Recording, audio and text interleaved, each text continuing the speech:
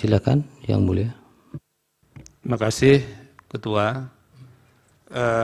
Prof. Marsudi, sesuai dengan ketentuan bahwa kesaksian ini akan diberikan atau keahlian ini akan diberikan dalam waktu sekitar 20 menit. Jadi presentasinya lebih kurang 10 menit, nanti ada waktu pendalaman lebih kurang 10 menit. Dipersilakan. Bismillahirrahmanirrahim. Yang saya hormati, Yang Mulia Ketua dan anggota Majelis Hakim Konstitusi, yang saya hormati teman-teman dari pemohon terkait dan termohon, serta Bapak Ibu sekalian, Assalamualaikum warahmatullahi wabarakatuh. Waalaikumsalam. Perkenankan, nama saya adalah Marsudi Wahyu Kisworo, dan seperti disampaikan oleh pemohon tadi, 2019 saya juga ada di majelis ini menjadi saksi ahli waktu itu soal situng. Mungkin beberapa hakim konstitusi yang 2019 menyidang waktu itu sempat lihat saya, atau mungkin masih ingat saya begitu. Nah, Bapak Ibu sekalian dan majelis yang mulia, saya diminta oleh KPU untuk memberikan sebagai ahli, pendapat ahli mengenai Sirekap. Nah, di presentasinya bisa ditampilkan? Mohon izin menampilkan slide. Jadi, kenapa? Ini setiap tahun sejak 2004, ketika pertama kali teknologi di komputer digunakan, itu selalu sistem perhitungan suara digital itu selalu dipermasalahkan. Terakhir kemarin 2019 dan sekarang terulang lagi. Padahal kita semua tahu bahwa kalau kita lihat pada peraturan perundang-undangan bahwa suara yang sah itu adalah perhitungan suara berjenjang. Artinya apa? Ekstrimnya seandainya Sirekap itu tidak ada pun, sebetulnya tidak ada pengaruhnya terhadap perhitungan suara. Karena kita lihat dalam perhitungan suara itu seperti apa. Tapi karena sudah dipermasalahkan berbagai macam masalahnya, maka izinkan saya nanti menyampaikan apa yang saya lihat tentang Sirekap ini. Saya memang Sirekap ini tidak terlibat dalam pengembangannya, karena kalau 2019 saya hitung masih banyak terlibat, tapi 2024 saya agak agak naik gunung begitu, tidak turun gunung lagi, tapi karena masalah-masalah ini kemudian saya terpaksa untuk melihat seperti apa Sirekap itu. Nah, informasi tentang Sirekap saya lebih banyak dapatkan dari teman-teman dari developer, sehingga nanti kalau ingin tahu tentang dalamnya Sirekap, Bapak, Ibu, dan Yang Mulia bisa mendalami dari developer. Nah, Sirekap itu apa sih? Jadi saya ambil dari undang-undang, dari peraturan KPU nomor 66, sebetulnya Sirekap itu adalah sarana untuk, pertama adalah publikasi hasil perhitungan suara dan proses perhitungan suara. Jadi publikasi dari kedua hal ini, tapi serta juga alat bantu untuk rekapitulasi. Jadi dia adalah alat bantu. Nah, arsitektur Sirekap sendiri itu terdiri dari dua. Jadi yang mana dipermasalahkan nanti harus jelas. Ada dua, yang pertama Sirekap Mobile. Sirekap Mobile itu adanya di HP. Itu aplikasi yang kemarin ditampilkan itu ada semuanya Sirekap Mobile itu. Yang ada di KPPS. Jadi digunakan oleh KPPS untuk mengupload data, itu adalah Sirekap Mobile. Yang ada di dalam handphone atau telepon selulernya, karena itu ada banyak di sana. Kemudian masuk datanya ke dalam Sirekap Web.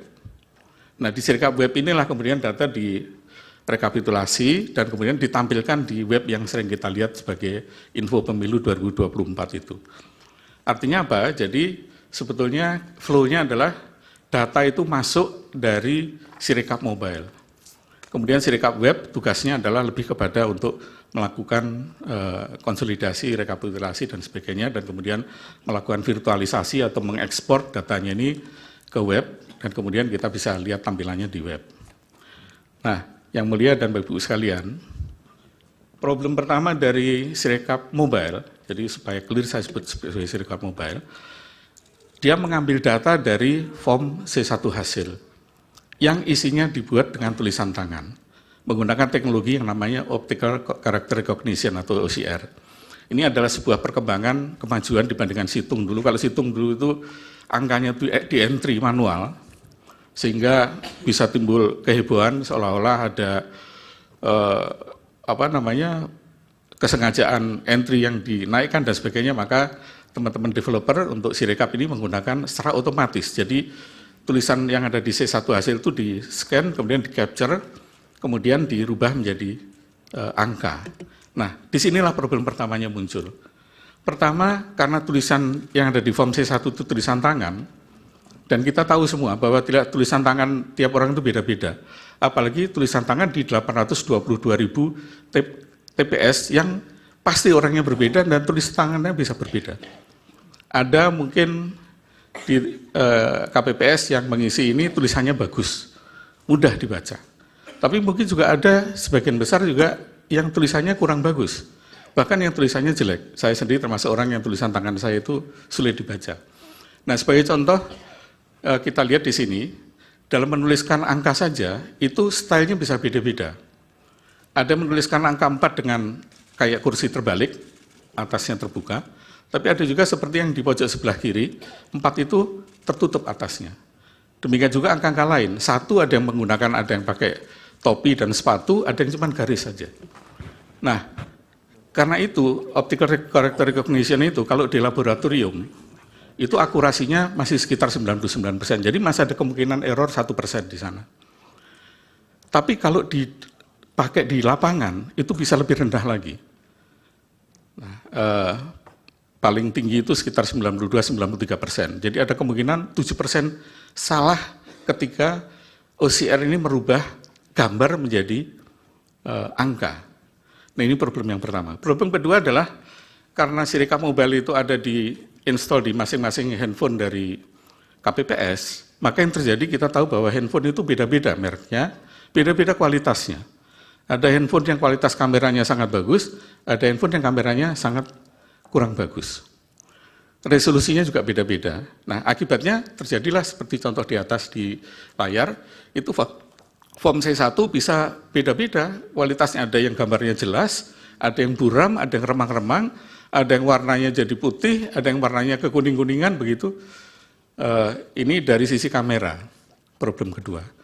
Problem ketiga adalah dari kertasnya sendiri. Kita lihat contohnya di yang form C1 yang di kanan itu kertasnya terlipat. Sehingga ketika terlipat ini bisa menimbulkan kesalahan interpretasi oleh OCR ini. Karena OCR ini bukanlah manusia yang bisa memperkirakan, dia hanya patuh kepada training data. Jadi sistem AI ini adalah sistem machine learning ini, dia diberikan data berbagai macam tulisan tangan, kemudian dari tulisan tangan itu dia pelajari dan kemudian dia bisa melihat ini apakah angka 1, 2, 3 dan seterusnya. Nah, tapi kalau kualitas gambarnya seperti ini menjadi masalah. Nah, jadi 3 masalah ini yang menjadi sumber ketika kenapa yang bisa menjelaskan kenapa ketika ditampilkan di web itu antara angka dengan C1 bisa berbeda. Nah, tetapi karena Sirekap ini adalah sarana untuk transparansi, maka ketika terjadi perbedaan dan kemudian terjadi keluhan atau komplain dari masyarakat, KPU kemudian segera untuk mengkoreksi itu, melakukan tindakan korektif. Sehingga makin lama errornya, kesalahannya makin lama makin sedikit. Nah, Bapak Ibu sekalian dan yang mulia, ini juga contoh masih ya. Jadi ini adalah contoh bagaimana ketika kertasnya agak miring begitu sehingga ketika di-scan itu menjadi tidak akurat angka-angkanya. Nah, tetapi kalau kemudian ada opini bahwa ada manipulasi suara dengan Sirekap, mari kita lihat hasil Sirekap dibandingkan dengan yang lainnya. Tapi sebelum ke sana, saya ingin menjelaskan bagaimana sebuah software itu di-develop. Jadi Sirekap termasuk Sirekap melalui proses seperti ini. Jadi pertama, developer itu membuat aplikasi, kemudian dilakukan testing, diuji sampai nanti software itu diyakinkan bagus, berjalan dengan baik, baru kemudian dideploy atau diinstal. Nah, diinstal inilah terjadi tadi masalah ketika HP-nya beda-beda dan sebagainya itu kemudian bisa timbul masalah di sini. Nah, setelah diinstal baru kemudian dilakukan audit, dilihat apakah bekerja dengan baik atau tidak. Kalau suatu saat ditemukan fraud, ditemukan adanya penyimpangan atau kejahatan di sana, maka baru kemudian dilakukan namanya forensic audit. Jadi forensic audit itu ada tahapannya, tidak begitu ujuk-ujuk langsung dilakukan forensic audit. Kalau kita yakin ada kejahatan atau ada fraud di sana baru bisa dilakukan forensic audit. Sama dengan di bidang-bidang yang lain, kalau tidak ada kejahatan tidak mungkin ada audit forensik. Nah, apakah di Sirekap ada kejahatan? Saya hanya ingin menampilkan data saja, saya tidak akan banyak cerita. Saya bandingkan hasil KPU dengan Yang pertama dengan lembaga hitung cepat. Kalau kita lihat di sana, lembaga hitung cepat ini, 12 lembaga hitung cepat ini, angkanya tidak berbeda jauh dengan hasil Sirekap maupun dari hasil KPU 360. Rata-rata error, kalau kita lihat di angka tadi, kalau kita ratakan errornya itu hanya 0,07%. Jadi 0,1% saja tidak sampai, hanya 0,07%. Perbedaan rata-rata antara hitung cepat dengan hasil perhitungan manual. Nah, mungkin ada yang berpendapat bahwa hitung cepat itu kan sampelnya hanya 2.000 TPS. Sementara TPS kita 822.000. Apakah valid begitu? Nah, ada yang tidak percaya pada statistik, masalahnya begitu ya.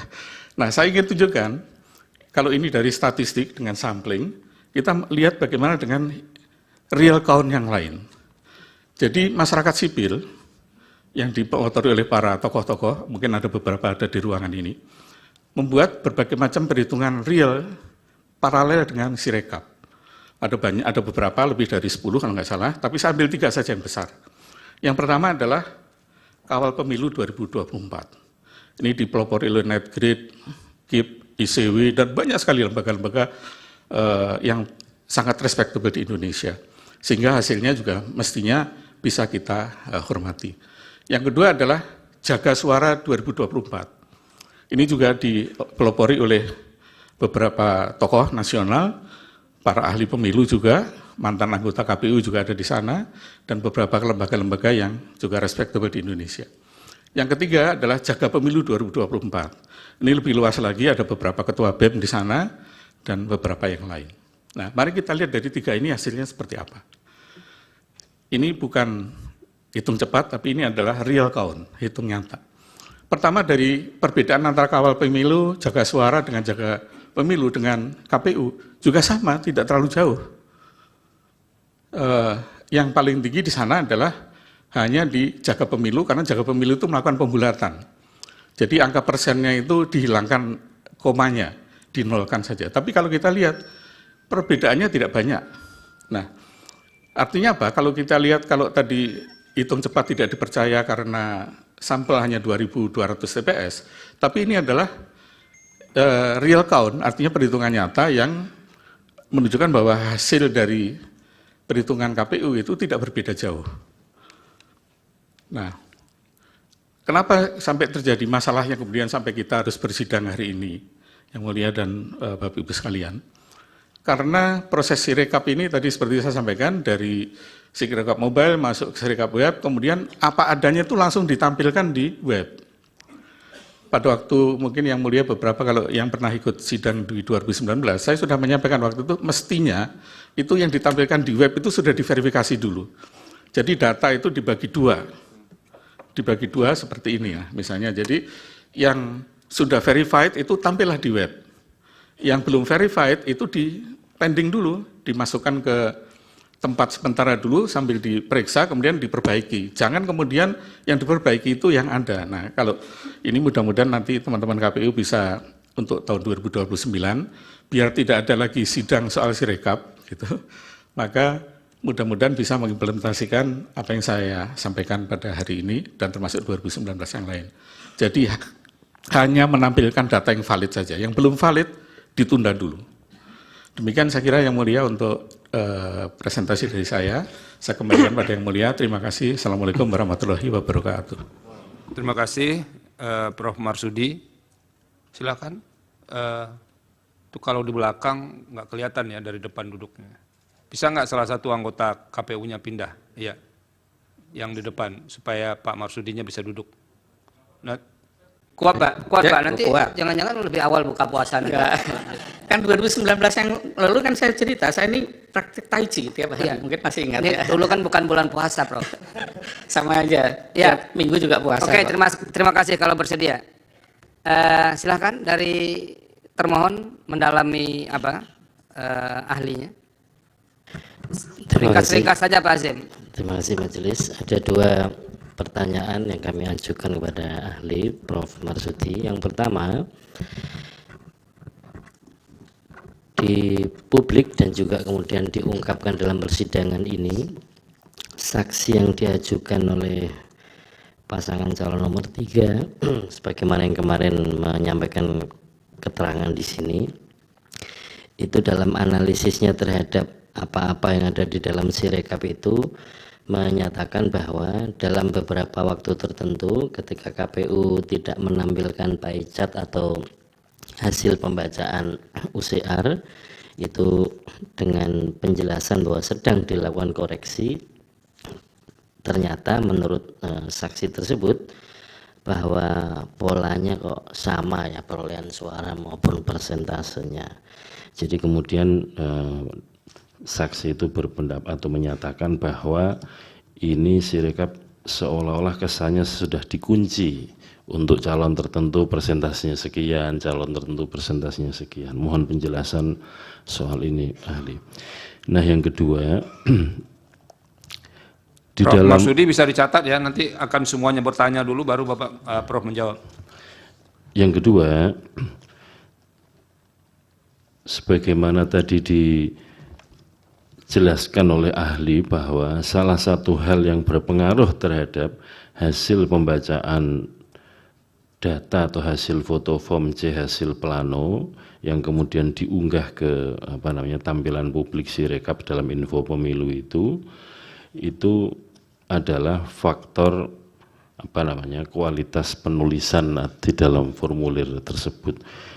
Soal ini mohon dieksplor lagi Prof, supaya kemudian kita sama-sama memahami sekiranya ada tampilan antara apa yang ada dalam tulisan dalam foto itu dengan hasil pembacaan UCR-nya itu katakanlah berbeda, yang kemudian ketika dikoreksi publik atau banyak pihak menyatakan ini suara kok naik turun dan seterusnya atau berubah.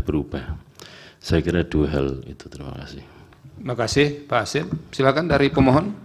Siapa yang mau mewakili? Satu Mas Bambang, yang lain Refli Harun. Silakan. Terima kasih Prof. Rayudi. Ada beberapa pertanyaan Prof. Saya mau masuk di beberapa isu yang tadi dikemukakan. Tadi dikemukakan di bagian akhir bahwa mestinya sistem di web Sirekap itu dari mobil apps itu harus diverifikasi dulu. Begitu ya Prof ya? Dan kalau tidak diverifikasi maka bisa timbul banyak masalah. Terus Prof tadi mengatakan bahwa itu sebabnya untuk tahun mendatang perlu ada verifikasi. Saya berangkat dari pernyataan itu. Apakah dengan begitu dapat diberikan pandangan Sirekap ini bermasalah karena tidak ada sistem yang verifikasi itu? Satu. Kalau kemudian Sirekap ini dikonfirmasi, saya bisa tampilkan beberapa slide yang ahli kami kemukakan untuk dikonfirmasi kepada ahli ini. Silakan. Tolong di slide nomor 12. Bisa. Sambil menunggu itu saya mau mengatakan begini. Di slide yang akan saya tunjukkan nanti, ada begitu banyak TPS yang jumlah pemilihnya melebihi batas maksimal DPT. Padahal maksimal DPT-nya per TPS adalah 300. Kalau ada informasi kayak ini dan ribuan, puluhan ribu, bahkan ada ratusan ribu seperti ini, puluhan ribu yang tercatat di sini, apakah itu tidak cukup untuk dijadikan dasar untuk sampai pada kesimpulan ada fraud di situ? Itu kedua. Ada slide? Oh ya.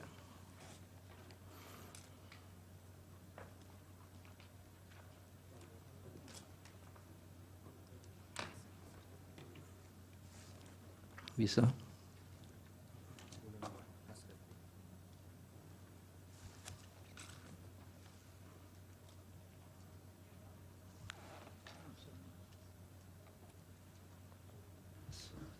Signal sudah ada.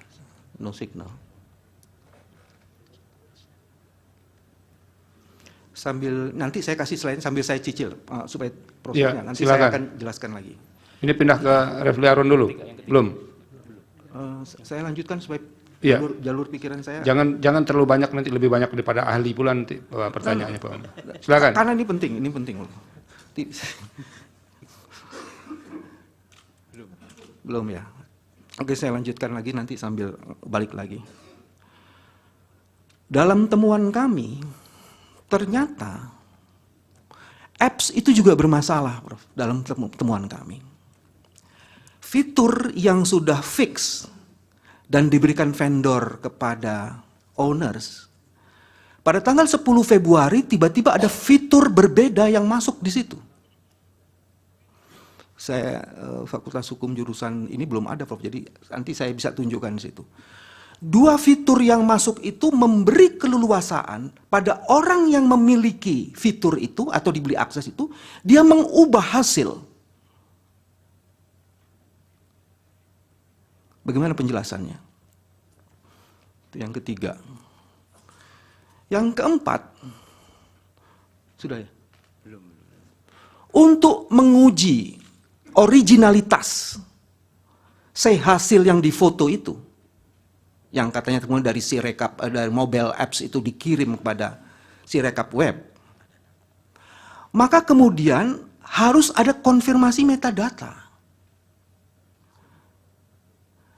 Dan fakta membuktikan dari berbagai ahli yang dihadirkan di sini termasuk 03, metadatanya tidak ditemukan.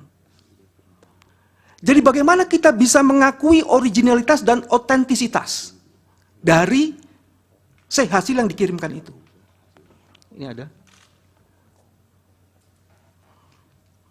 Itu bagian kelima itu. Saya seneng ganjil jadi ada dua lagi. Sudah ini Pak Bambang, Okay. silakan ini jelaskan. slide atasnya dulu, slide keempat. Prof, itu tadi pertanyaan yang kedua atau ketiga, saya lupa. Ini temuan, Prof.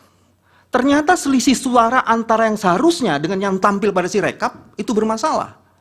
Dan ini kita dapatnya ribuan. Saya nggak mau sebut ratusan ribu ya. Dan turunkan lagi satu lagi. Ini pertanyaan berkaitan dengan pertanyaan pertama tadi. Apakah ini tidak cukup dijadikan dasar telah terjadi fraud di situ? Dan seharusnya kemudian dilakukan IT forensik.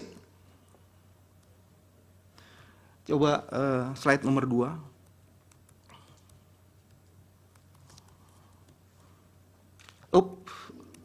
Terus. Lagi. Ini, yang tadi itu, yang atasnya lagi. Baik mobil apps maupun Sirekap seharusnya kan memiliki ini. Ahli. Keamanan data, transparansi dan akuntabilitas, serta audit dan verifikasinya. Pertanyaan berkenaan dengan ini, apa pendapat ahli terhadap mobil apps dan Sirekap kita berkaitan dengan keamanan data, transparansi dan akuntabilitas, dan audit dan verifikasi? Itu ada masalahnya di situ. Pak Bambang cukup ya? Tadi 7, Prof. Satu lagi berarti. Jangan nanti jatah Refli Harun jadi hilang dong. Silakan. Terima kasih. Terima kasih Yang Mulia. Sebelumnya saya minta klarifikasi ke KPU, benarkah KPU mengeluarkan keputusan KPU nomor 345 tahun 2024 yang mengecualikan Sirekap sebagai informasi publik yang tidak boleh diberikan? Silakan KPU. Diklarifikasi dulu, karena ini dapat dari sengketa informasi dari pihak yang mengajukan, tiba-tiba muncul keputusan secara retroaktif. Silakan. Kami cek dulu. Ya.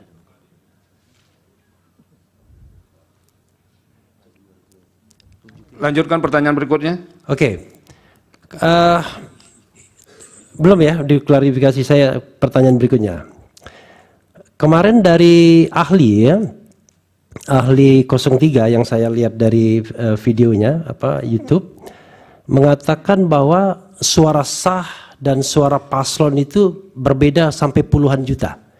Nah, buat ahli itu mungkin nggak? Kalau seandainya misalnya itu cuma technical, tidak ada fraudnya misalnya, itu satu. Kemudian kedua, tadi kan dikatakan soal angka-angka, bisa jadi salah baca. Tapi bagaimana kalau angkanya nambah? Karena banyak sekali kita dapat laporan angkanya nambah. Ya, misalnya ada yang tertulis 17 jadi 170, kan nambah angkanya, baik nambah di depan maupun nambah di belakang. Salah itu kedua. Ketiga, kalau kesalahan yang pernah dikatakan KPU itu sampai salah baca itu sampai 154.500, ya itu yang contoh yang tadi saya katakan 154.541 sebelum Sirekap ditutup. Dan itu mungkin lebih banyak lagi. Bahkan ahli 03 mengatakan itu sampai 400 ribuan tuh kesalahan baca. Itu mungkin enggak?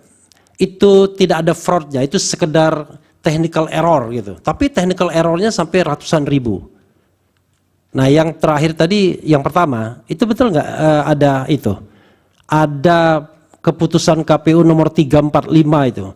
Karena begini, nanti Pak diklarifikasi. Refli itu enggak ahli yang menjawab ya, itu dijelaskan oleh KPU. Iya, enggak. Saya mau tanyanya begini. iya. Tanyanya adalah apa yang membuat Sirekap ini kemudian perlu menjadi informasi yang dikecualikan dalam 3 tahun?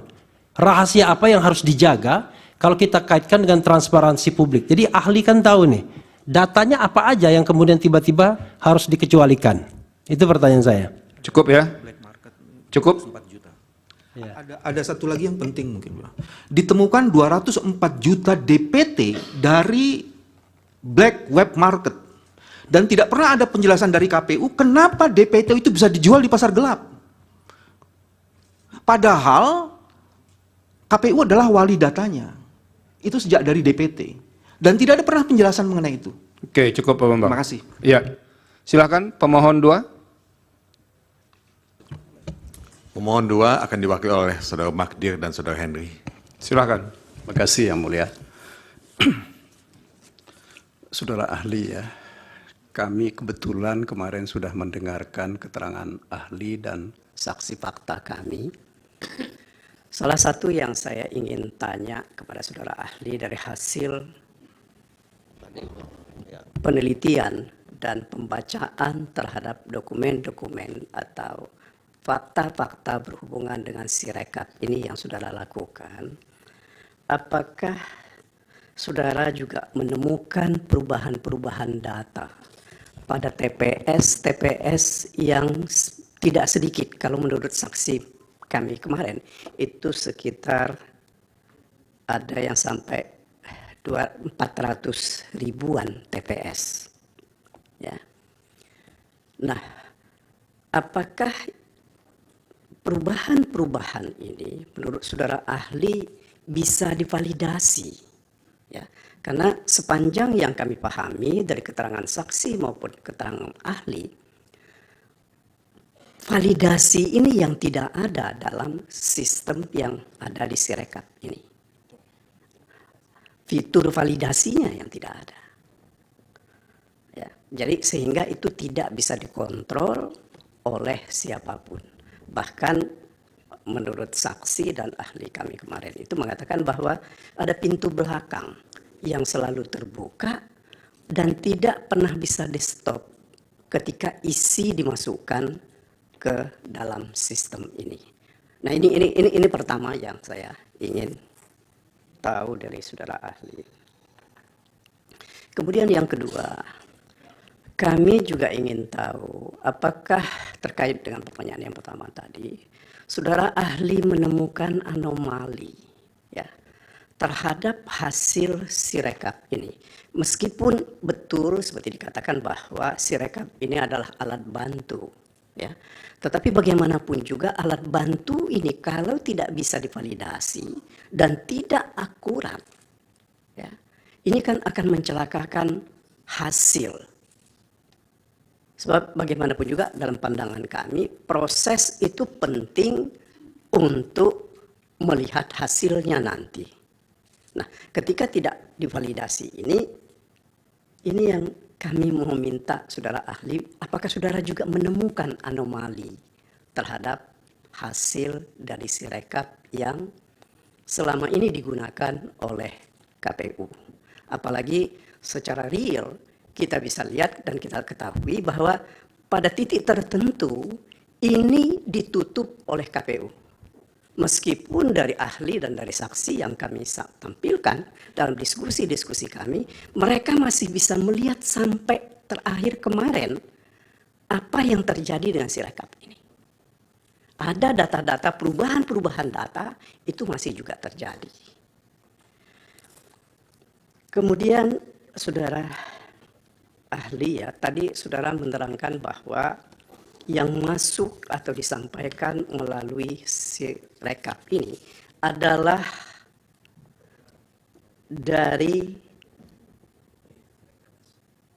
mobile HP yang dikatakan tadi itu di-scan. Ya. Nah, yang kami ingin tahu dari saudara ahli, apakah akan ada perbedaan kalau hasil scan dengan hasil foto? Karena sebagaimana ditunjukkan oleh saksi kami kemarin, pada bagian cukup banyak yang mereka menemukan, hasil scan itu bahkan ada rambut di halaman-halaman tertentu, sehingga ini menurut kawan-kawan itu tidak bisa dibaca secara akurat. Itu yang ketiga. Kemudian satu lagi menurut hemat saya, berkenaan dengan penggunaan Sirekap dan dikaitkan atau disandingkan dengan penghitungan secara berjenjang. Ya. Apakah menurut hasil bacaan saudara ahli, ketika penghitungan secara berjenjang itu dilakukan, tidak bisa dilakukan ya semacam utak-atik ya, ketika mulai dari kecamatan sampai ke kabupaten atau ke provinsi hingga ke pusat. Nah, kenapa kami sampaikan seperti itu? Dari penelitian atau hasil temuan dari saksi kami kemarin, seperti saya sampaikan di awal, begitu banyak hal-hal yang menurut hemat kami, ya, audit forensik itu harus sudah dilakukan. Ini kan demi kepentingan bangsa dan negara kita. Cukup ya, Pak Magdir ya? Baik, cukup. Terima Silakan kasih yang dari berikut. saya. Assalamualaikum warahmatullahi wabarakatuh. Ringkas saja. Tadi saudara ahli ada menyebutkan tentang human error atau technical error ya. Pertanyaan saya, untuk mengetahui siapa yang menginput, kemudian kapan diinput di dalam Sirekap itu, dengan cara apa? Karena sampai sekarang nggak ada yang tahu. Ya cuma KPU sama Tuhan aja yang tahu kapan, di mana, siapa. Kemudian apakah dengan dilakukan audit forensik itu akan dapat diketahui siapa yang menginput data, kapan, di mana. Yang kedua, terjadi kesalahan-kesalahan itu lebih disebabkan oleh human error atau technical error. Apapun penyebabnya, pertanyaan saya, apakah itu karena kesengajaan atau kesalahan manusia di dalam pelaksanaan, atau memang kesalahan teknologinya? Yang terakhir, terkait dengan pertanyaan dari rekan saya dari 01 tadi, ada satu surat keputusan KPU yang apa istilah tadi bisa dipublish, kecuali mengenai Sirekap. Kami juga meminta supaya dijelaskan oleh KPU kenapa, apa yang tersembunyi di sini sehingga tidak boleh diketahui oleh publik. Terima kasih yang mulia. Terima kasih. Silakan sekarang pihak terkait. Baik. Terima kasih yang mulia. Selain saya nanti ada rekan saya Fahri juga nanya. Saudara saksi, ini ahli, mohon maaf. Saudara ahli, kita sudah mendengar bahwa seakan-akan Sirekap ini semacam momok atau masalah yang sangat mengganggu pemilu. Tetapi di satu pihak, ahli juga menjelaskan bahwa sebenarnya Sirekap ini adalah hanya alat bantu. Dari satu pihak, ahli juga menjelaskan bahwa hasil perhitungan suara dilakukan secara berjenjang tadi, sampai ke atas. Sehingga saya ingin bertanya, sebenarnya kalau ada kesalahan-kesalahan di dalam Sirekap, apakah kesalahan ini bisa berpengaruh kepada hasil perhitungan suara yang dilakukan secara berjenjang tersebut? Atau dengan kata lain, pertanyaan saya, mana yang dipakai? Hasil perhitungan dari Sirekap atau hasil perhitungan berdasarkan perhitungan secara berjenjang, sehingga kita tahu mana yang benar, yang dipergunakan untuk perhitungan suara. Itu saja. Terima kasih. Terima kasih. Selanjutnya Pak Fakri. Terima kasih yang mulia. Saya satu pertanyaan saja kepada saudara ahli. Saya mencoba untuk menggarisbawahi yang disampaikan oleh saudara ahli dalam presentasi pertama, sangat menarik, yaitu sumber masalah daripada semua ini adalah karena data ini pada dasarnya ditetapkan atau ditampilkan secara apa adanya, ya, dengan segala implikasi dan persoalan teknis yang kemudian kita jumpai sampai dengan hari ini. Dan tadi juga saudara ahli kemukakan satu solusi, walaupun itu ideal, kedepannya itu harusnya ada satu pembaharuan sistem agar data itu sebelum ditampilkan telah diverifikasi secara benar oleh penyelenggara tentunya. Tadi disampaikan juga bahwa mesin ini kan membaca dengan beberapa persoalan variabel yang menentukan masalah itu, ada kertas, kualitas HP dan seterusnya, cara penulisan dan tulisan dan lain-lain sebagainya. Menurut ahli ya, walaupun sudah berkali-kali kita juga dapatkan melalui pembacaan kita, kemudian juga banyak ahli yang berpendapat bahwa memang dasar penentuan hasil pemilu ini adalah tentunya penghitungan secara berjenjang. Itu juga sudah berkali-kali kita tahu. Saya mau tanya secara technicality ya, apakah kira-kira dengan model Sirekap seperti ini itu bisa berpotensi menjadi tools, bisa menjadi alat bantu untuk melakukan suatu tindakan fraud? Karena kemarin juga ada ahli yang dihadirkan oleh pemohon dengan terang-terangan mengatakan bahwa Sirekap ini adalah alat bantu kejahatan. Walaupun itu bagi kami sangat menggelitik, tapi itulah yang ditampilkan apa adanya. Menurut saudara, apakah memang dengan Sirekap ini menjadi satu alat bantu untuk bisa memandu penyelenggara itu melakukan satu fraud? Potensial tidak yang seperti itu? Mungkin pertanyaan kami seperti itu. Terima kasih yang mulia. Terima kasih. Dari Bawaslu ada yang tidak ya? Cukup. Dari meja hakim. Oke. Nanti setelah ahli menjawab akan ada pertanyaan dari Prof. Silakan Prof. Eni. Baik, terima kasih pimpinan. Prof. Marsudi, bertemu lagi Pak. Jadi begini Pak Prof. Marsudi, dulu juga begitu ketika kita mempersoalkan situng. Situng itu juga alat bantu. Alat bantu yang memang dia genuine apa adanya dimasukkan di situ. Ternyata timbul ada beberapa masalah. Oleh karena itu mestinya kalau alat bantu itu kan harusnya membantu kita untuk melihat sejauh mana transparansi terkait dengan perolehan suara itu.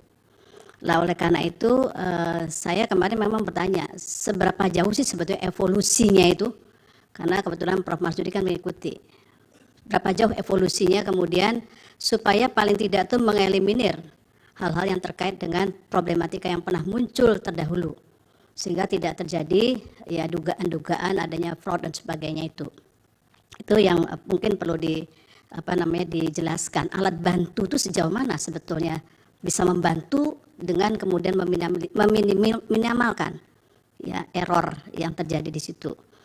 Lah apa sebabnya saya ingin mendapatkan hal ini? Karena Bawaslu, nanti tolong Bawaslu juga mengklarifikasi. Bawaslu itu juga menyampaikan di dalam laporannya bahwa sejak tanggal 15 Februari bahkan itu untuk dilakukan perbaikan. Jadi sudah muncul ada kesalahan katanya Bawaslu ini. Justru perlu kita cross check satu sama lain. Nah, kenapa kok baru kemudian mau dilihat itu sudah muncul persoalan di situ.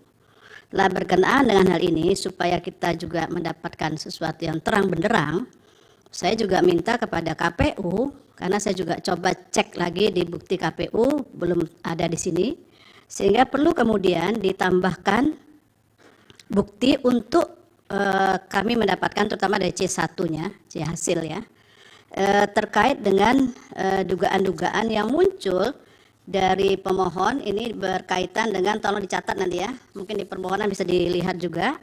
Yang pertama terkait dengan di beberapa TPS, itu ada di permohonan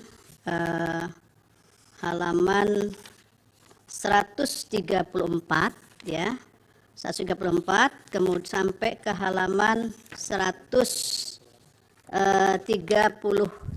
dari ini, kebetulan saya lihat pemohon 2 ya, bukan dari permohonan yang kedua, permohonan perkara kedua ya, perkara nomor 2. Jadi ini ada TPS yang disebutkan, ini tolong nanti diberikan bukti kan supaya kita bisa cocokkan ya, jadi bisa terang betul Kak ini ada persoalan kemudian yang disebutkan oleh pemohon tersebut. Jadi mohon nanti bisa diuraikan lebih detail Prof. Marsudi, termasuk juga yang kemarin saya juga minta kepada Bawaslu ya untuk dicocokkan lagi di sini. Bawaslu juga menyampaikan bahkan di siaran persnya ada 11.000 lebih TPS yang mengalami persoalan terkait dengan akses Sirekap. Itu mohon bisa dijelaskan apa sesungguhnya dari sisi teknologi ini kok masalahnya kok tidak terurai, terselesaikan dengan baik, tapi justru muncul di awal ketika proses orang ingin melihat dari awal terkait dengan perolehan suara tersebut. Mohon dapat dijelaskan. Terima kasih. Ya, Prof. Arief, yang mulia Prof. Arief, silakan. Terima kasih Pak Ketua Sidang. Prof. Marsudi, kita juga pernah ketemu 5 tahun yang lalu. Tapi saya mau komentar sedikit ini. Saya juga ketemu 5 tahun yang lalu dengan sahabat saya, Mas Bambang Wijayanto. Ternyata setelah 5 tahun kedewasaan beliau, kesabaran beliau sudah muncul. Padahal 5 tahun yang lalu saya terpaksa membentak beliau untuk suruh keluar. Tapi sekarang begitu Prof. Saldi atau Pak Ketua bilang, Pak Bambang sudah selesai, sekarang sabar sekali dan sangat patuh terhadap hakim. Terima kasih Mas Bambang. Baik Pak Marsudi. Begini, saya terima kasih Pak Marsudi telah menampilkan ada versi-versi penghitungan suara. Ya, versi-versinya ada yang di Sirekap, ada versi quick count, ada versi dari penghitungan manual yang dilakukan oleh para pemerhati LSM. Dan itu ada kesimpulan yang juga menarik. Ya. Terus begini, Sirekap itu hampir sama dengan situng peristiwanya, menjadikan masalah, terjadi curiga di antara kita. Sehingga kita melihat, mestinya kan alat bantu itu bisa membantu kita supaya juga bisa diketahui hasilnya secara cepat dan tidak ada kecurigaan di antara kita. Mestinya kan begitu KPU ya, Pak Hasim ya. Ini kebetulan Pak Hasim asisten saya, dosen di Undip. Jadi kalau Pak Hasim nggak benar, saya juga malu sekali ini. Nah, saya begini tanya, yang dipakai sebagai dasar menurut ahli dan menurut KPU, ini betul yang manual dan berjenjang kan? Nah, kalau begitu kita sekarang ini apakah betul meributkan sesuatu yang sebetulnya nggak dipakai? Tapi sudah terlanjur ada kecurigaan di antara kita, ada fitnah di antara kita. Nah, untuk bisa ngecek penghitungan secara manual, tadi sudah disinggung oleh Pak Magdir, Pak Dr. Magdir, kalau manual berjenjang itu cara ceknya gimana? Kan tadi Pak Magdir mengatakan bisa juga secara diotak-atik C1-nya yang manual itu. Nah, kita selama ini dalam pilkada itu gampang karena skopnya sangat terbatas. Kita cek di C1 plano ya. Kalau sekarang dipakai satu hasil plano. Gimana Pak Asif itu? C hasil plano. C hasil plano kalau itu. Kan kita mestinya bisa ngecek melalui C1 hasil plano. Pertanyaan saya, kenapa yang difoto Pak Ahli? Yang difoto itu kan bukan C hasil plano, tapi yang difoto itu kan C hasil yang lembar kecil ya Pak Asif, betul kan? Izin majelis menjelaskan. Gimana itu? Jadi yang difoto dan diunggah di Sirekap dan kemudian ditampilkan dalam info pemilu itu C hasil yang plano. Oh di plano ya. Jadi itu sudah betul yang difoto mestinya itu. Betul. Jadi kalau begitu apakah kita Indonesia itu begitu besar? TPS-nya itu ribuan. Nah sekarang kalau kita mau ngecek C1 hasil plano, itu caranya bagaimana? Ini kan susah sekali dilakukan. Indonesia itu sangat besar sekali, banyak TPS-nya, sehingga kalau saya selama 12 tahun ini ngadili pilkada, mudah. Karena apa? Skopnya kecil, jumlah TPS-nya terbatas. Sehingga kita bisa menentukan secara akurat ini terjadi masalah. Tapi di Indonesia itu begitu luas. Kita susah sekali. Maka dibutuhkan etiket baik dari jajaran KPU penyelenggara, termasuk jajaran Bawaslu, dan jajaran semua pihak. Dalam rangka untuk membangun negara Indonesia yang demokratis. Nah ini yang jadi masalah. Oleh karena itu, saya sampaikan berikutnya kepada ahli. Ahli tidak hanya untuk sekarang, untuk ke depan. Supaya kita betul-betul bisa menghasilkan pemilu yang demokratis dalam arti memenuhi pasal 22 yang jujur, adil, fair. Itu dengan menggunakan teknologi kayak begini, supaya tidak terjadi saling sengkarut di antara kita, tidak ada fitnah di antara kita, itu sistem yang harus dibangun bagaimana. Dan sistem sekarang itu bagaimana?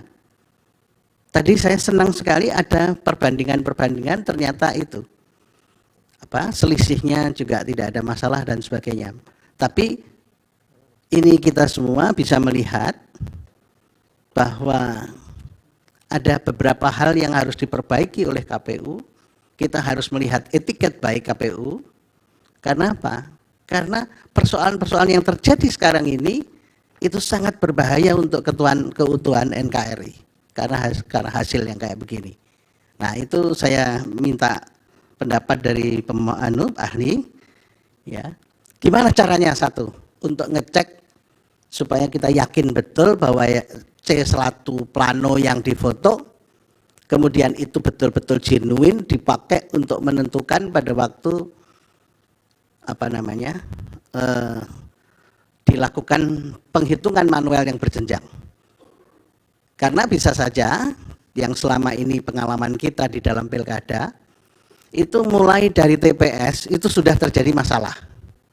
Kemudian di PPK itu terjadi masalah. Bisa juga persoalan rekapitulasi di tingkat kabupaten kota bermasalah. Bahkan bisa juga permasalahannya terjadi di tingkat provinsi. Kalau di tingkat nasional itu relatif sudah clear. Nah, oleh karena itu gimana caranya? Ini tadi pertanyaan Pak Maktir yang sangat tajam sekali yang kita anukan. Di C1 atau C plano itu kita caranya ngeceknya gimana kalau dengan jumlah yang sangat spektakuler sebagaimana di Indonesia ini. Terima kasih. Terima kasih. Berikutnya yang mulia Bapak Suhartoyo, persilakan Pak Ketua. Terima kasih Pak Wakil. Prof, saya sedikit saja Prof. Tadi kan ditampilkan juga hasil perhitungan dari NGO tadi beberapa, tadi disandingkan 3 ya. Ya setahu Prof itu mereka menggunakan sistem yang mana, apakah Sirekap itu ataukah yang berjenjang? Kemudian ataukah punya sistem sendiri mereka? Kemudian apakah juga ada gangguan-gangguan sebagaimana yang dialami oleh Sirekapnya KPU ini? Karena kan mereka variabelnya misalnya bebas, tidak kemudian berpotensi untuk diganggu oleh pihak-pihak tertentu. Itu saja sih saya. Terima kasih Pak Wakil. Terima kasih. Jadi sekarang ahli dulu, nanti kalau klarifikasi dari KPU setelah ahli ya Pak Asim ya. Silakan ahli. Baik, terima kasih Yang Mulia. Yang pertama dari KPU. Pertanyaan dari KPU, apakah mungkin Sirekap itu dimanipulasi atau dikunci untuk paslon tertentu? Kalau kita tidak punya akses kepada kode sumber atau source code dari program Sirekap, nggak akan bisa. Nah, yang kedua adalah bahwa tadi sudah saya tampilkan perbandingan antara Sirekap, nanti sekaligus menjawab pertanyaannya Prof. Suhartoyo tadi. Yang NGO-NGO itu juga menggunakan mekanisme mirip seperti Sirekap. Mereka juga mengupload C1, tapi mereka punya relawan-relawan, diupload ke sistem mereka, jadi mereka punya Sirekap versi mereka lah, gampangnya begitu. Tetapi kalau saya baca di media, misalnya Pak Hadar Gumai itu dengan jaga pemilunya, dia mengatakan bahwa jaga pemilu itu lebih akurat, karena apa? Karena diverifikasi. Tapi ternyata diverifikasi pun hasilnya nggak beda jauh dengan hasil akhir dari KPU begitu ya. Jadi saya tidak bisa melihat bahwa itu bisa dikunci. Itu kalau dikunci berarti nanti yang paralel account yang lain dikunci juga dong, hasilnya sama kok gitu. Logikanya kan begitu.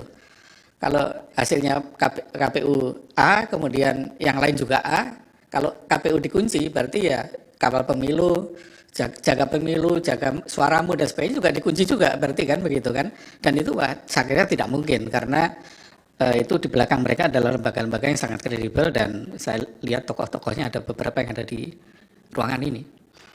Nah, kemudian mengenai tulisan tangan dari KPU tadi ya. Jadi memang problem tulisan tangan ini kan karena menggunakan mesin di OCR dan teknologinya itu memang sudah mapan tapi belum perfect gitu, belum 100% akurat. Makanya kalau di pengalaman saya misalnya di perbankan gitu, kalau kita ngisi formulir aplikasi begitu, itu juga tidak di-entry, di-scan juga. Tetapi kemudian ketika setelah di-scan itu, sebelum di-posting itu diverifikasi dulu, dicek dulu, ada nggak perbedaan-perbedaan. Kita saja mengalami misalnya kalau kita apply ke payment gateway, misalnya kan kita diminta KTP gitu kan, KTP kita difoto, kadang-kadang ketika KTP kita difoto, itu sistem juga ada beberapa yang error, misalnya alamatnya itu huruf I jadi angka 1 misalnya, atau huruf A jadi angka 4 misalnya. Jadi itu yang saya kira nanti harus diantisipasi kalau misalnya KPU ingin menggunakan sistem yang berdasarkan OCR. Menurut saya sih bagus. Kenapa ini menghindarkan kecurigaan? Kalau disitung dulu kan kecurigaannya ini operator ini curang, memasukkan datanya di markup gitu. Nah sekarang kan mesin yang melakukan atau software yang melakukan. Kita kan nggak bisa menuduh softwarenya curang begitu. Nah, tetapi kita harus ingat bahwa software ini atau OCR ini belum perfect, masih ada error. Makanya tadi saya sampaikan di dalam solusi ke depan mungkin harus ada verifikasi untuk yang aneh-aneh gitu ya. Misalnya jumlah suara lebih dari 300 itu mestinya di-reject dulu, tidak langsung di-posting gitu. Kemudian dari Mas Bambang ini dari pemohon, pertama verifikasi. Jadi kalau kita bermasalah itu mendefinisikan bermasalah itu apa? Apakah bermasalah itu menyebabkan hasilnya berbeda atau hasilnya hanya menimbulkan keributan saja?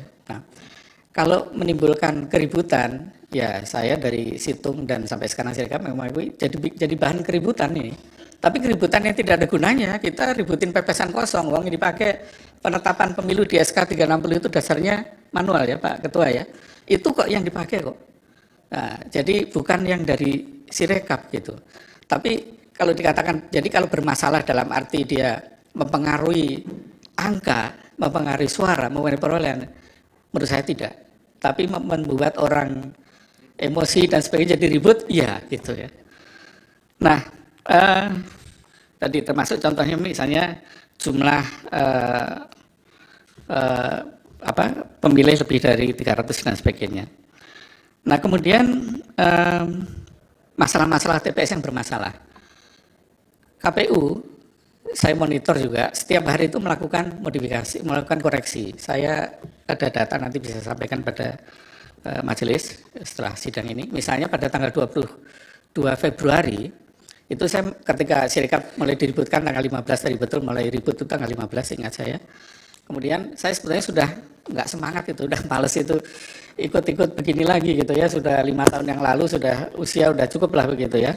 Jadi saya lebih sabar kayak Pak Bambang gitu ya. Jadi saya pikir ngapain ikut-ikut lagi, tapi kemarin diminta oleh KPU, jadi saya track tuh apa yang terjadi pada tanggal 22 Februari. Memang ada waktu itu ada sekitar 12.000 kesalahan di 12.000 TPS. Tetapi kalau kita lihat angka, itu kesalahannya itu terdistribusi. Tiga-tiganya itu ada yang naik, ada yang turun. Jadi dari ada yang naik, ada yang turun itu tidak bisa saya mengatakan bahwa di situ ada algoritma atau ada JSON script yang didesain untuk membuat ini suaranya terkunci. Kenapa? Karena distribusi error ini terjadi di tiga-tiganya. Pada pasangan 01 ada yang naik di TPS tertentu, tapi ada juga yang turun. 02 juga sama, 03 juga sama. Jadi mirip seperti situng 2019, agak random ini kesalahannya. Tapi sayangnya karena waktu itu karena hanya ingin tahu aja, hanya punya data satu hari itu 22 Februari 2024. Kemudian mengenai apps. Ya, apps ini ada aplikasi ini yang ada di Sirekap Mobile ya. Sirekap Mobile ini saya nggak tahu apakah, mungkin saya perlu tanya kepada KPU, apakah ditaruh di publik atau tidak. Karena yang saya dengar kemarin dari video, itu katanya saksi mendapatkan apps itu dari APK Mirror. APK Mirror itu ini Pak yang mulia, Pak Ketua dan yang mulia, adalah tempat software-software bajakan yang untuk HP. Yang resmi kan kalau Android kan Google Play. Nah, APK Mirror itu software-software yang sudah dimodifikasi biasanya. Misalnya untuk langganan Netflix nggak bayar itu bisa kita download dari sana gitu. Yang sudah dimod, jadi istilahnya APK yang dimodifikasi. Nah, saya nggak tahu kalau di-download dari sana, itu mungkin harus dicek validitas dari aplikasi yang digunakan tadi. Pak, itu ahli yang mana ya Pak yang kemarin dipakai untuk itu? Ahli yang nomor 2 kemarin. Oh, ahli perkara nomor 2. Ya. Ahli perkara nomor 2. Ya, baik. Jadi dia mengatakan dia mendapatkan APK-nya karena kalau nggak salah di Amerika ya, kalau nggak salah ya. Ya, dia jadi yang apa itu? Yang apa namanya? Yang direkayasa tadi apa namanya? Software-nya tadi? Aplikasi. Aplikasinya apa namanya tadi? APK itu nama aplikasi di Android yang mulia. Jadi kalau kita install aplikasi dari Play Store itu namanya APK atau aplikasi APK gitu. Nah, itu ada situs banyak sih, bukan hanya APK Mirror. Ada banyak situs yang tempat kita bajakan-bajakan itu. Nah, salah satunya APK Mirror itu terkenal sekali untuk naruh APK yang bajakan-bajakan. Jadi kalau ada software yang di Google Play harus bayar, itu kalau didapat di APK Mirror bisa nggak bayar gitu. Termasuk ngajarin misalnya YouTube ya, YouTube yang premium itu kita bisa download itu APK Mirror yang sudah di APK Mirror yang sudah dimodifikasi sehingga kita nggak keluar iklannya lagi di YouTube misalnya. Nah, saya harus cek dulu kalau dari APK Mirror itu harus di-compare karena saya kebetulan sering menjadi saksi ahli di beberapa kasus pidana di pengadilan umum. Itu adalah ternyata aplikasi ini diambil dari tempat-tempat yang tidak legal tadi, sudah dimodifikasi, kemudian yang install ini dirugikan, misalnya rekening banknya dikuras atau macam-macam lah, terjadi kejahatan di sana. Kemudian dia menggugat ke developernya, tapi ternyata ketika kita sandingkan aplikasinya sudah berubah. Nah, ini saya kira kalau dari APK Mirror itu ini Pak Bambang ya, jadi mungkin harus ditanda tanya. Tapi kalau dapat dari KPU itulah yang legal gitu. Nah, saya kemarin mendengar karena beliau mengatakan dari APK Mirror ya.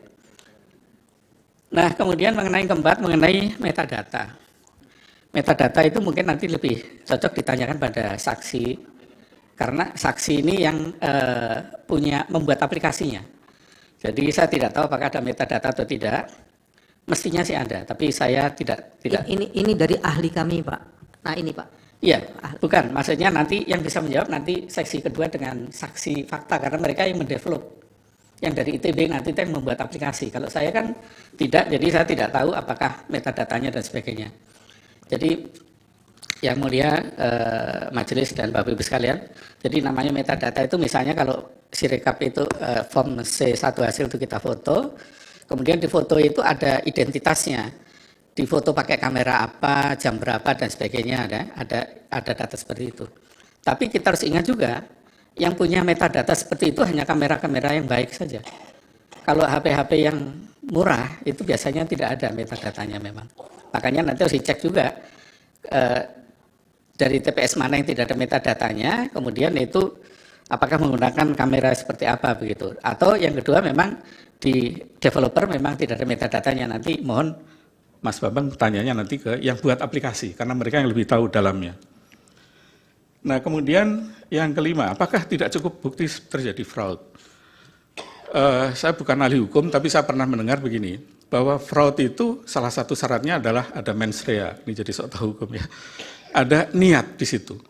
Nah, sementara yang mengkonversi gambar menjadi angka itu kan software, aplikasi, sistem sebuah aplikasi.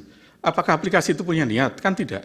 Karena aplikasinya itu kan sudah di-training dengan data oleh developer ini, nanti bisa ditanya pada developer, di-trainingnya dengan tulisan tangan berapa banyak dan sebagainya, biasanya itu dengan ribuan tulisan tangan. Tetapi biarpun di-training dengan ribuan tulisan tangan, tetap namanya mesin itu tidak seperfect manusia, pasti ada kesalahan.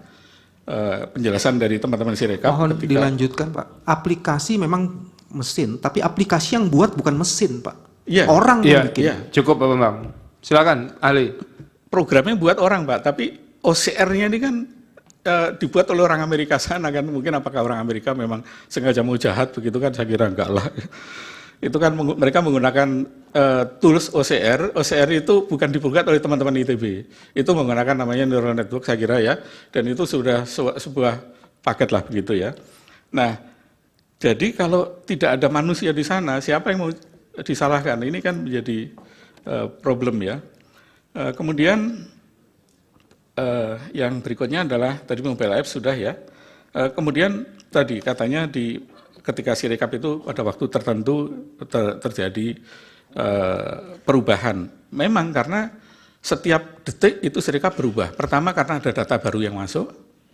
Yang kedua adalah adanya koreksi. Pasti berubah. Sehingga kita ketika menanyakan tadi ditampilkan itu jam berapa, tanggal berapa, itu posisi di situ. Tapi hari yang lain juga berbeda. Nah, kemudian tadi disampaikan juga bahwa teman-teman ini masih punya akses kepada Sirekap sampai sekarang. Saya tidak tahu caranya dari mana, karena kalau mereka melakukan akses ilegal, ancamannya Undang-Undang ITE. Jadi harus diingat juga bahwa peretasan maupun akses yang tidak legal itu bisa diancam pidana 6 tahun. Nah, saya tidak tahu apakah betul mereka bisa akses sampai tadi malam, karena perhitungan suara manual kan sudah selesai tanggal 20. Mestinya kan sudah tidak ada lagi perubahan, di Sirekap mau dirubah apapun nggak ada gunanya. SKKPU 360 sudah keluar tanggal 20 Mei. Jadi per 20 Maret. Per 20 Maret itu sudah freeze, suara nggak akan ada berubah. Jadi andaikan di Sirekap dihapus datanya pun juga nggak ada pengaruhnya begitu loh, istilahnya begitu. Karena keputusan KPU sudah keluar, keputusan ini sudah keluar yang nggak bisa dirubah kecuali SK-nya KPU yang dirubah begitu. Kemudian untuk Bang Refli, ya, kenapa suara sah beda dengan suara paslon? Saya tidak melihat itu, Bang. Jadi kalau suara sah presiden dengan totalnya sama, yang beda adalah dengan suara legislatif, ya.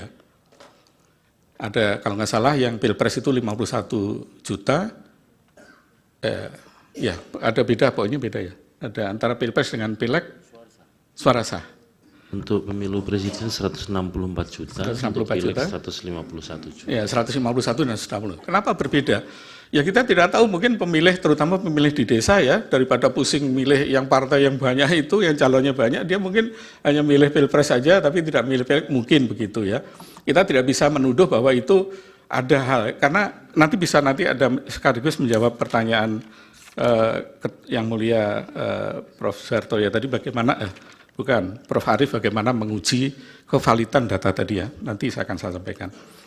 Nah jadi bisa saja terjadi antara suara pilpres, suara sah dengan suara sah di legislatif tidak sama. Dan setiap pemilu selalu begitu. Saya ingat 2019 pun juga sama, tidak exactly sama persis. Bukan itu yang saya tanyakan. Yang saya tanyakan tadi kan kemarin itu ada ahli IT atau saksi ya, yang mengatakan bahwa di Sirekap itu ada perbedaan antara suara sah dan suara pilpres semua, suara sah dan suara paslon. Itu beda sampai puluhan juta. Kok bisa terjadi begitu? Ya. Atau jangan-jangan ahli yang itu nggak benar? Kan Bapak bisa sudah Pak Refli, cukup. Kan nanti kita bandingkan aja dengan kawal pemilu dan yang lain. Kalau hasilnya kawal pemilu juga seperti itu, ya mungkin jangan-jangan ahlinya mungkin nggak silakan nanti majelis yang menilai lah ya. Kemudian pertanyaan berikutnya adalah angka yang ada katanya nambah terus. Seperti saya sampaikan tadi, capture saya tanggal 22 Februari itu dua-duanya mengalami. Ada yang nambah, ada yang kurang. Tiga-tiga, maaf, karena salonnya tiga-tiganya mengalami kok. Jadi tidak bisa kita tuduh hanya satu saja yang bertambah, tidak. Jadi kebetulan karena mungkin saksi atau ahli dari pihak pemohon, ya yang difokuskan yang kerugiannya pemohon saja gitu ya. Tapi kalau saya karena fair-fair aja, ya saya tunjukkan bahwa tiga-tiganya memang ada yang naik, ada yang turun. Itu sejak situng dulu selalu begitu problemnya. Kemudian masalah DPT, privasi. Saya kira kita sedang membahas Sirekap, tidak membahas dalih ya. Jadi saya tidak jawab, mohon maaf. Nanti mungkin kalau membahas dalih mungkin forumnya berbeda. Kemudian berikutnya ke Bang Magdir ini. Jadi perubahan data bisa divalidasi dari mana? Nah ini pertanyaan menarik ya. Jadi validasi akhir dari hasil itu adalah perhitungan suara berjenjang. Jadi kalau kita mau melihat validasi suara, perolehan suara di level kecamatan, dilihat saja, kan di sana diunggah ya form D1 ya. Di hasil. Nah ini yang saya tidak lihat dari kemarin ditampilkan oleh saksi maupun ahli dari pihak pemohon. Ada selain C hasil, ada D. D itu yang merupakan rekap dari ini. Jadi dicek aja apakah terjadi perubahan di sana. Kalau tidak ada perubahan, berarti ya tidak ada masalah. Karena itu semua ada, kemudian ada berita acara yang ditandatangani segala ya. Jadi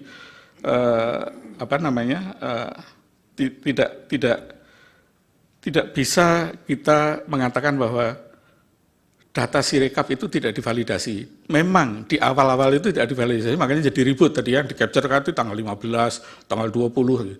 Tapi begitu cetek tanggal 20, itu sudah valid semua datanya. Karena diambil dari data manual. Jadi kalau nggak salah di Sirekap itu mekanismenya, ketika terjadi pleno manual, maka hasil pleno itulah yang kemudian dimasukkan ke Sirekap untuk mengkoreksi data Sirekap. Gitu ya Pak Ketua ya. Jadi setelah pleno, data Sirekap pasti sama dengan data perhitungan manual. Tidak akan ada beda. Karena pleno itu mengupdate data tadi. Data Sirekap boleh salah, tapi ketika setelah pleno diupdate, jadi itulah yang benar dalam arti legal karena ditandatangani oleh semua saksi kan. Soal nanti ada manipulasi itu kan masing-masing lah kita tahu lah. Tapi saksi yang semua tanda tangan di sana. Jadi form D itu adalah D hasil itu adalah sah karena apa? Disaksikan oleh semua peserta pleno. Kemudian ada Sirekap untuk penggunaan suara berjenjang, malah terbalik Bang. Jadi bukan Sirekap mempengaruhi suara berjenjang. Suara berjenjang lah yang mengupdate Sirekap. Jadi selesai pleno, kemudian data Sirekap itu akan dibalikan lagi ke Sirekap sehingga data Sirekap itu akan paralel sama dengan pleno begitu. Dengan demikian Sirekap tidak bisa dipakai untuk mempengaruhi data di manualnya. Nah kemudian tadi ada pintu belakang dan sebagainya. Saya sebagai orang komputer, saya tuh kalau tidak lihat barangnya, tidak pegang, saya tidak bisa mengatakan ada atau tidak. Karena kalau kita mau melihat ada backdoor atau tidak, itu softwarenya harus ada di depan saya dan saya buka. Kalau saya hanya membayangkan saja, itu namanya mengarang bebas itu. Mengarang bebas ini nanti begini, nanti begini, nanti begini, itu kan karangan. Kalau kita mau melakukan audit, nggak usah audit forensik lah, audit operasional aja, itu sistemnya harus di depan kita dan kita lakukan pemeriksaan. Sama dengan ketika kita memeriksa audit keuangan, ya catatan keuangannya dan sebagainya harus ada di depan kita. Kita nggak bisa kayak paranormal yang membayangkan nanti ada gini, nggak bisa gitu loh. Mohon maaf ya. Jadi pertanyaannya dulu nanti apakah ahli yang mengatakan atau saksi yang mengatakan ada pintu belakang tadi, dia punya akses nggak? Nah kalau punya akses mungkin hanya bisa dikasih oleh KPU atau ITB. Nanti bisa ditanyakan apakah KPU memberikan akses kepada dia atau ITB memberikan akses pada dia. Karena punya hanya dua. Yang punya kode sumber atau source code-nya atau programnya itu hanya KPU dan ITB. Kalau mereka nggak memberikan, nggak mungkin ada. Kecuali mencuri ya, mungkin bisa saja mencuri, tapi kan dosa ya. Apalagi puasa-puasa begini mencuri ya. Nah, jadi itu Bang, mengenai pintu belakang, saya tidak bisa jawab ada atau tidak. Termasuk kemarin saya dengar ada JSON script, ada ini. Itu apakah dia punya data? Saya sering bantu KPU sampai sekarang nggak pernah dikasih itu, programnya gitu. Jadi saya nggak bisa periksa gitu. Jadi selama itu saya tidak bisa mengatakan ada atau tidak, kecuali yang bersangkutan membuktikan dia punya akses kepada barang tersebut. Kemudian mengenai yang pertanyaan kedua mengenai anomali hasil. Tadi sudah saya jelaskan bahwa Sirekap boleh ada anomali, boleh ada perbedaan. Tetapi ketika pleno dilakukan dan hasil ditandatangani, maka hasil itu kemudian masuk ke Sirekap. Jadi sebetulnya setelah proses 20 Maret kemarin, sejak 20 Maret sudah tidak ada anomali lagi. Jadi anomali itu terjadi di masa lalu, ya, karena tadi kesalahan-kesalahan yang saya sebutkan tadi masalahnya. Tapi ketika sudah pleno, sudah selesai. Makanya perhitungan yang benar yang diakui secara hukum dan legal dan kemudian digunakan KPU untuk membuat SK 360 dan kemudian mengupdate Sirekap adalah hasil perhitungan suara berjenjang yang disaksikan oleh semua saksi dari semua paslon dan kemudian juga dilakukan secara terbuka. Kemudian scan ini dari Bang Magdir ya. Sebetulnya nama yang disebut scan itu kalau pakai HP ya moto, Pak. Nah, kenapa HP itu kan bukan scanner? Jadi kan HP kita kan cuma punya kamera ya kita foto, tapi orang-orang biasanya nyebutnya nyeken gitu. Padahal itu namanya moto. Tapi karena yang difoto kertas dibilangnya nyeken gitu. Kalau yang difoto orang namanya motret gitu. Jadi mungkin istilah aja. Bukan ahli kemarin itu saksi yang dihadirkan oleh pemohon 2 itu mengatakan kalau begini bentuknya ini bukan foto, ini scan. Nah itu ada yang foto dia katakan beda kalau foto dengan scan katanya. Nah itu ada dampaknya nggak untuk software yang Sirekap ini? Malah kalau pakai scanner semua akan hasilnya sangat akurat. Tapi scanner itu sangat mahal. Satu scanner aja harganya bisa puluhan juta ya. Tahun berapa itu KPU pernah pakai scanner ya? Oke, jadi itu lanjutkan ya. Ali. Jadi akan jauh lebih bagus justru kalau kita pakai scanner. Saya harus sebentar Pak Ahli. Iya. Ini kita wilayah Indonesia begitu luas. Iya. Ini persoalan masalah scan dan foto melalui handphone.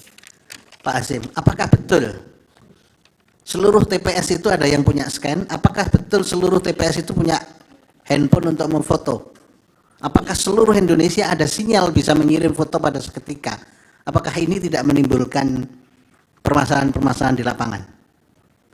Terima kasih majelis. Yang pertama bahwa handphone itu partisipasi dari anggota KPPS. Jadi handphone tidak disediakan oleh KPU. Jadi tidak kemudian semua mereknya sama, speknya sama, tetapi ya, ada saya ingin persoalkan apakah di seluruh wilayah Indonesia TPS-nya termasuk di pegunungan Papua atau di Kalimantan atau di mana semua TPS sudah ada handphonenya meskipun itu partisipasi anggota.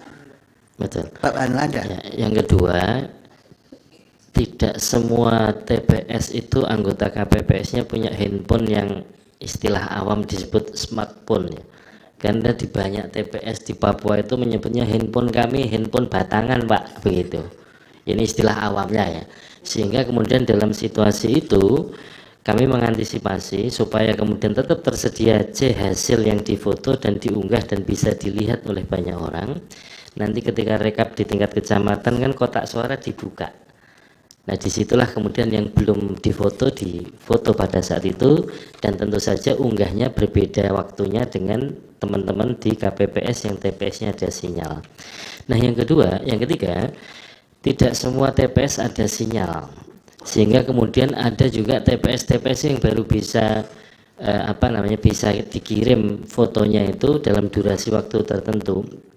Paling data yang kami peroleh berdasarkan hasil simulasi di bagian awal, TPS yang nol sinyal menuju ada sinyal itu paling cepat 8 jam dari titik TPS. Kemudian yang paling lama sekitar 15 jam. Artinya 8-15 jam itu durasi waktu titik ada sinyal menuju tempat yang ada sinyal. Nah yang berikutnya di TPS itu tidak ada scan.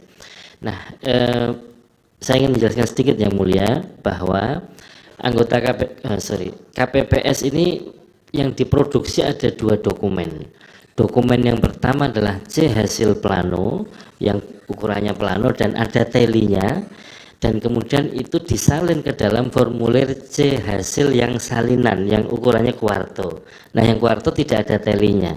Nah, yang kita unggah di Sirekap atau di info pemilu yang bisa dibaca semua orang itu yang katakanlah yang ada talinya. Berarti kan dokumen pertama yang digunakan untuk mendokumentasikan hasil. Itulah kenapa kemudian nanti oleh saksi akan dijelaskan kita mengambil kebijakan itu kan sebenarnya meneruskan apa yang pernah kita kerjakan di Pilkada 2020 waktu Covid. Karena apa? Dari C plano itu ketika disalin ke formulir C salinan itu ada potensi juga salah menyalin. Nah, ini yang terjadi pengalaman 2019 karena mekanisme 19 itu situng C plano itu kemudian disalin, salah satu salinannya dibawa ke KPU Kabupaten, di-scan di KPU Kabupaten, baru dikirim ke data center KPU dan kemudian yang diunggah.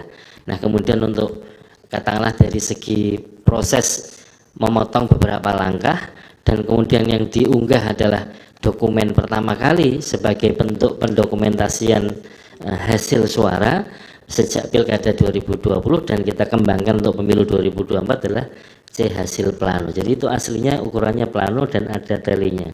Oke, cukup Pak Hasib. Silakan Ali, kalau bisa dipercepat ya. Ya, baik. Ya.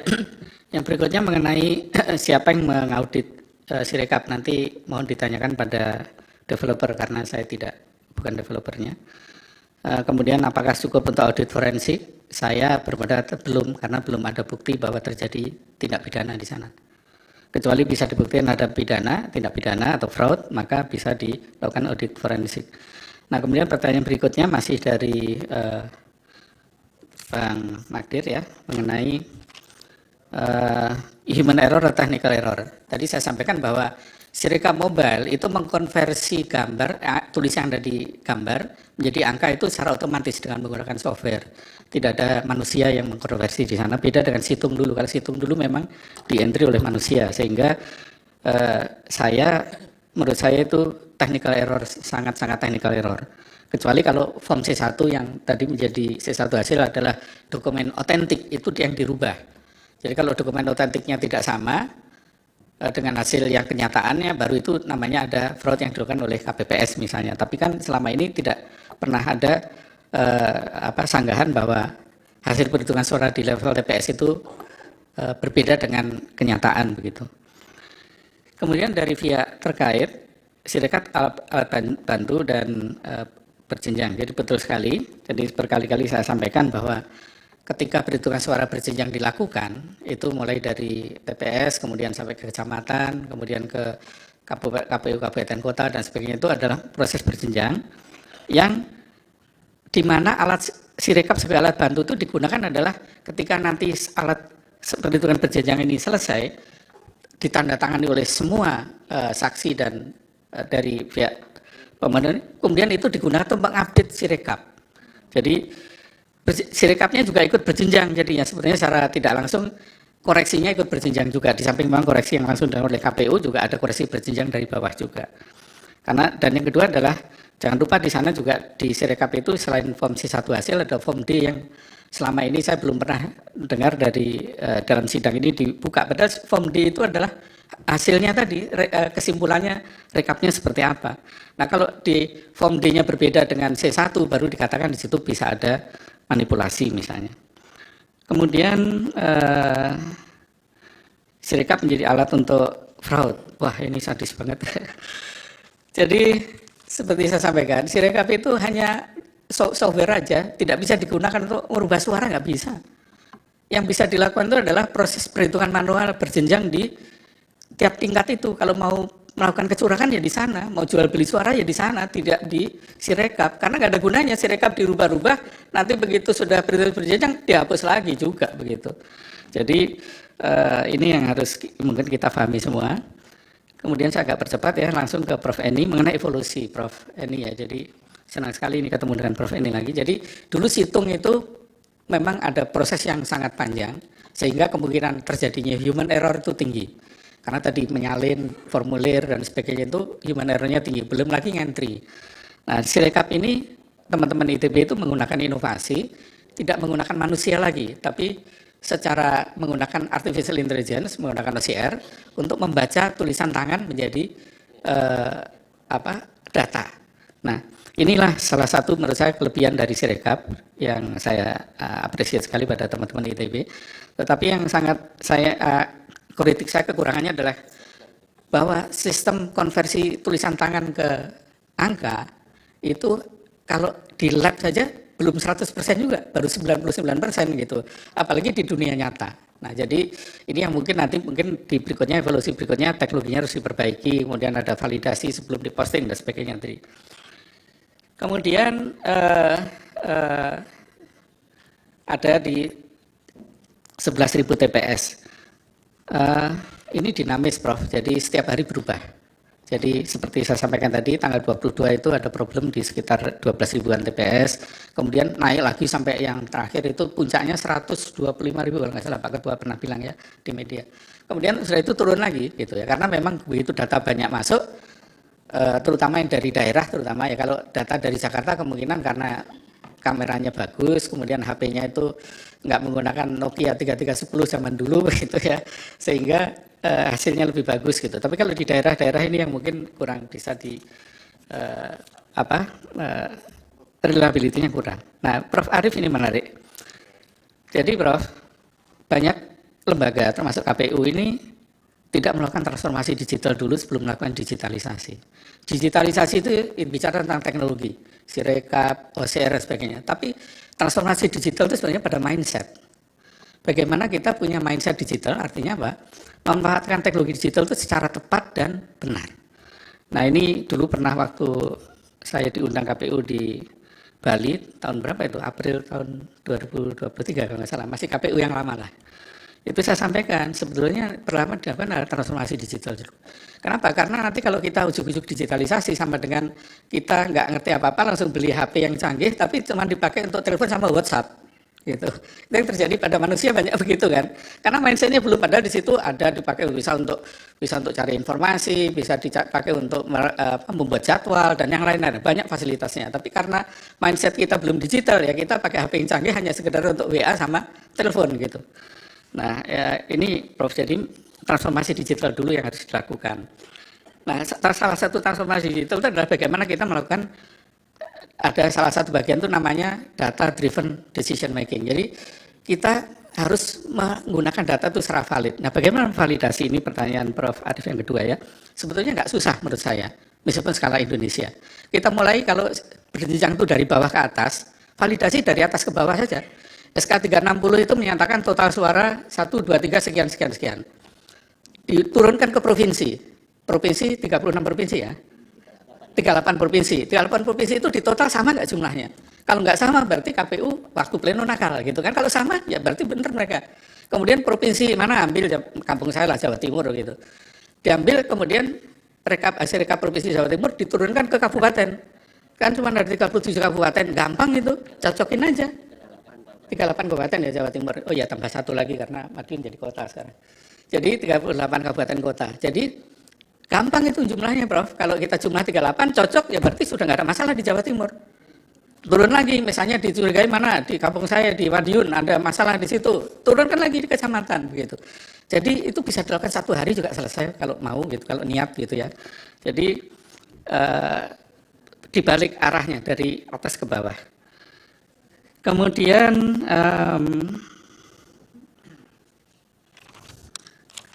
terakhir dari yang mulia Pak Suhartoyo. Prof, ya. Jadi Prof Suhartoyo yang mulia, jadi saya melihat sebetulnya di Indonesia itu ada sekitar 10 teman-teman yang punya inisiatif melakukan perhitungan paralel. Jadi mereka dasarnya juga dari TPS, dari Komisi 1, mereka punya sistem sendiri kemudian diupload. Beberapa yang saya punya datanya, misalkan ada di berita, misalnya Jaga Pemilu itu ada Pak Hadar Gumai di sana, ada teman-teman KIPP, ada ICW semuanya.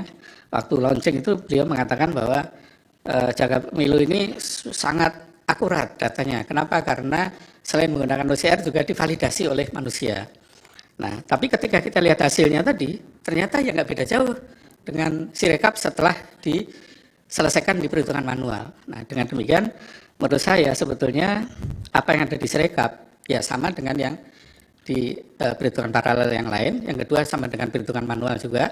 Yang ketiga adalah Sirekap ini tidak digunakan untuk keputusan, jadi kita ribut-ribut capek-capek di sini membahas Sirekap itu ya batasan kosong aja lah kira-kira. Nggak ada gunanya gitu ya. Kecuali mau bikin ya mau nyalain orang kan bisa aja, kalau memang mau nyalain orang apa aja bisa disalahin. Tapi pada hasil itu ya kita buktikan tadi bahwa baik hitung cepat, hitung paralel dan sebagainya menunjukkan hasil yang sangat-sangat mirip dengan error rate di bawah 1%. Terima kasih ahli. Demikian. Jadi ini penting kita gelar karena memang didalilkan. Jadi kan kami mahkamah harus menjawabnya. Jadi bukan jangan dianggap nggak ada manfaatnya juga. Ya, memperdebatkan di sini kepentingan kami untuk menjawab dalil dari kedua pemohon. Majelis. Ya. Cukup ya. Saya Izin ya, boleh. di slide-nya ahli tadi coba dilihat itu tidak comparable. Slide berapa? KPU coba dilihat. Coba Slide dilihat. KPU itu sudah 88%, jaga pemilu cuma 50%. Coba lihat. Coba lihat. Bagaimana kemudian Slide berapa? ahli bisa membandingkan itu sudah comparable? Keahlian apa yang bisa menyatakan kayak gitu? Coba dibuka ininya. Iya, saya jawab aja, saya tahu. No, kita Iya. buka dulu Pak, Iya. jangan sok tahu Pak. Kita buka Bukan, dulu saya ininya Pak. tahu karena supaya- Pak Bambang, Betul sabar. nggak? Yang Sabar. buat slide Yang saya. Dalilnya dari pernyataan sini. saya ini. Ke sini semua. Silakan coba dibuka. Slide-nya ahli tadi.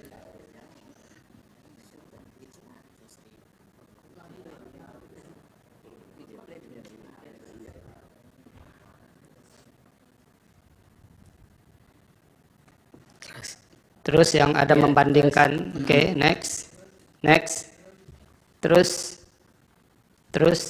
nah ini, Ya, yang lanjut. Next. Satu lagi. Ya. oke. Ini kan Nah, silakan dijawab ahli. Ya. Jadi begini, Pak Bambang ya. Jadi ini data yang saya ambil per hari ini. Jadi per hari ini memang kawal pemilu memang selesai sampai di sana karena mereka kan relawan semua. Mereka tidak dibayar. Sehingga datanya memang tidak 100%.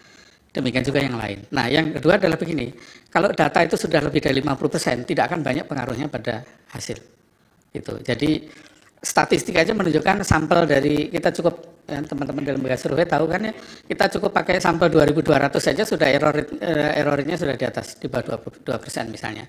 Yang saya ingin katakan majelis, yang satu kawal pemilu 82%, jaga pemilu 51%. Iya kan sudah dijelaskan tadi, biar kami yang menilai. Ya, Cukup ya? Jangan comparable terus kemudian seolah-olah di 100%, itu juga tidak fair ahli. Cukup. Oke. Ya, kesempatan terakhir, Pak. Terima kasih. Ya. Dari sekian panjang lebar penjelasannya, tapi tidak menjawab pertanyaan saya. Belum menjawab pertanyaan saya. Ya, mana? Pertanyaan saya tadi antara lain saya ulangi supaya dicatat. Dari kesalahan, kekeliruan, kehilafan, apa yang diceritakan tentang Sirekap.